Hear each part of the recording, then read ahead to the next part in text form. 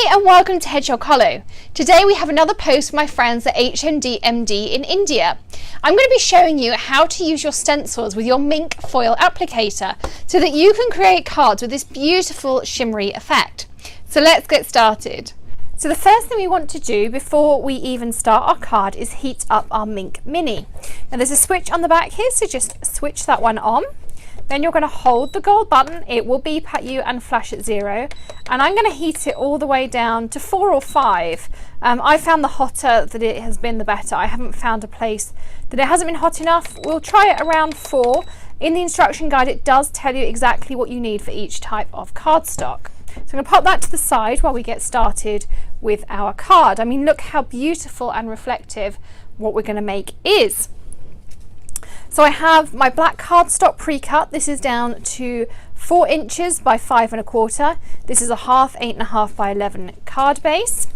I've got my Mink protector sheet, and you can use these multiple times. You don't need a new one for each one. This is the one that came in with my Mink Mini.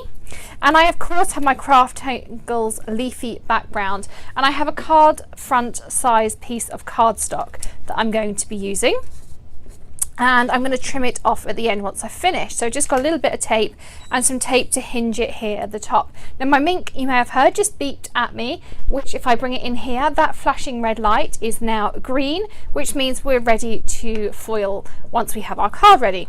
Now I bought the Mink Reactive Mist, and I've found a really good way of applying it. I'm using just a cheap sponge and a piece of scrap paper. It's not overly misty when you spray it out, so I did have one that went slightly wrong first of all, so I found it was better to put it onto a scrap piece of cardstock like this and then just go over systematically. You want actually quite a thin coat, because otherwise when you put the foil down, because there's some very thin pieces between our leaves, it will just splodge out and you end up with an entire sea of just the pink and gold, which is absolutely fine, but not quite what we're going for here. You can also get this off your stencils really easily, warm water and some soap, but you do want to do it fairly quickly. The advantage of hinging it is I can now lift it up, I can tilt my head, which you can't quite see, but I can just see under the light whether any areas need some more glue. So I'm just tilting to the side and giving some firmer pressure to these finer areas just to make sure my glue gets underneath. And again. Just this little corner here, and I think we're there. So I'm just going to peel this off. Now we have our piece that we can apply our foil to. I pre-cut this piece ready, just card front size, and you can use all of the offcuts, lots of ideas that we can go over. You want it to be as smooth as possible, so I'm just going to just kind of smooth it out a little bit. And you could get that wallpaper roller that we often use and just have a quick going over just to get rid of any of those extra bubbles as much as we can. Then I am just going to trim off my excess with a pair of scissors, and we're ready to get foiling. I'm going to pop that out the way. This is our foiling transfer sheet, so we pop this in here. And then you put the folded side, so this is the sealed side here, into our Mink. It's a bit like a laminator, it will feed it through. And a few seconds later we'll have a beautiful pink glittery card. Now I did also find when I was doing my sample, if it doesn't stick the first time, turn the temperature up, run it through again, no issues at all. Let me scooch that a bit more that way, and you can see how it comes out the other end. And this is a heat reactive foil rather than a glue reactive foil. So here we go, and it will pop out the other end, it will release when it's ready. There is an anti-jam button here, so you can release it if you need to. Now I'm going to lift this up and see how we have got on. Let's move the Mink back to the side, and I'm just going to peel up and cross my fingers. Yes, here we go.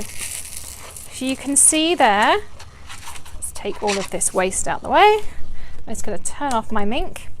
So you can see that beautiful card, how you've got those stunning leaves and things in there. Now I'm just going to trim a little bit off of here just to make it card front size so that I can mat it onto my black piece. Let me just work out how much I need. I'm going to use my Cutterpede, which is a rotary trimmer, one of my favourite. I've used this trimmer. This is my second one because one dropped on the floor, and I also have a second one of the big one. My nice pink one broke during our move.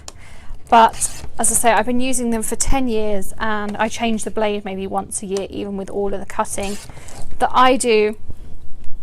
And it cuts beautifully. It cuts through chipboard, it cuts through leather, it cuts through everything. Absolutely my favourite. So do check out the links below the video. Oops, you can see I can exchange the blade. Let's just clip that back on. So now I'm going to stick this down. My favourite double-sided adhesive is the Tonic tape runner. And I let children play with it.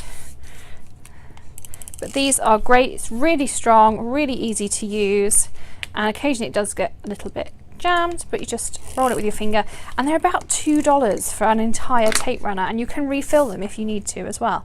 It's even better. So I'm going to stick this down onto here, and then I'm going to use some of my favourite foam tape. I'm just going to snip a little bit off, which is just kept in my drawer. It's a massive roll of foam tape, and we're going to put that on the back of here.